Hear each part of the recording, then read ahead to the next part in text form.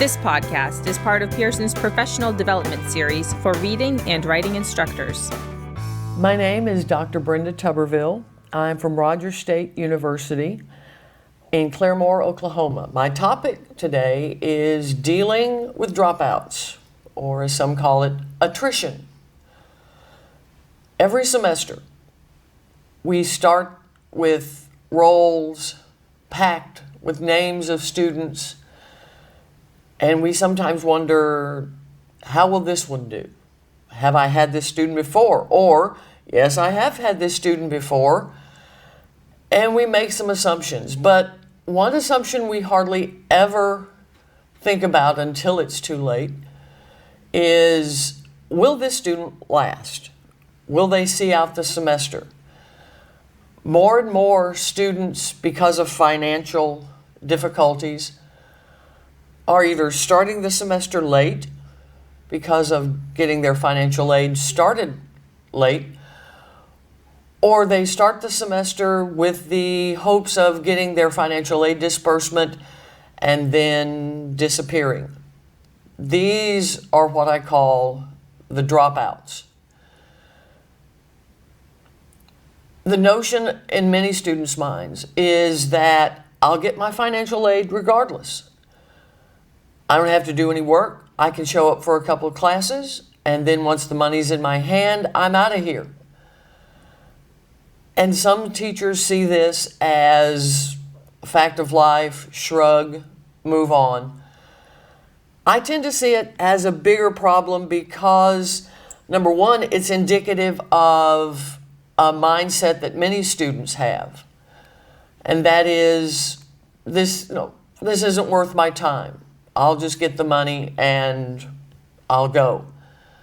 Another part of that problem is they may get 2 weeks, 2 days into the semester and think, this isn't like high school. This is too hard. I'm just going to take the money and run. With financial aid regulations becoming stiffer, we need to be on the lookout for these students and guide them, counsel them to get the most out of their education dollars and their education by seeing this not as a source of ready income, but as a source for future tools, skills, as it were, that they can take into their private lives, into their work lives. Because, as I counsel my students, the specter of repayment is always going to be over your head. Dropping out is not the answer.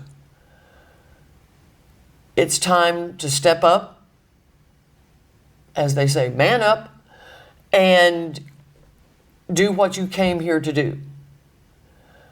True, there are going to be some semesters who, for various reasons, family emergencies, emergencies with child health care, emergencies with family members, work change schedules, have to drop out.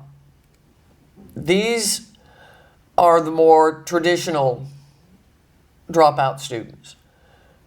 And we should counsel them that, we will always be there. As soon as the emergency dies down and they want to come back, we'll have them back with open arms. The financial aid dropouts sometimes don't seem to care. And as hard as this is to say, and I never thought I'd hear myself say this, but sometimes you have to let a student make mistakes and then hope and pray that that student, when they realize their mistake, will come back. We'll be there waiting. When they're serious, when they want that education more than they want the money, we'll be there to help them. And help them we will. For more podcasts and other resources, please visit Pearson's professional development community site at www.englishinstructorexchange.com.